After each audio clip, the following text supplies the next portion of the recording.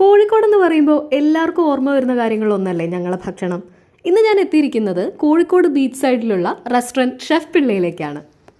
ഇയാൾ ആരാന്ന് മനസ്സിലാക്കാനുള്ള ഒരു ഫോട്ടോ ഞാനിവിടെ കൊടുക്കാം.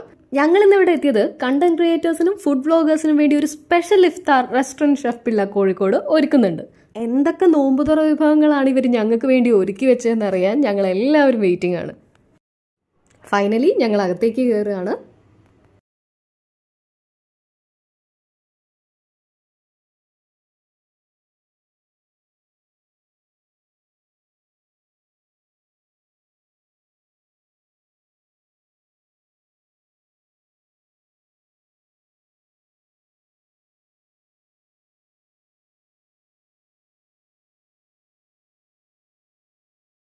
ഇത് മുഴുവൻ കഴിച്ചു തീർക്കാൻ പറ്റില്ല എന്ന് ഉറപ്പായ സ്ഥിതിക്ക് ഇനി ഇതിൽ ഏതൊക്കെ കഴിക്കണം എന്നുള്ളതാണ് കൺഫ്യൂഷൻ.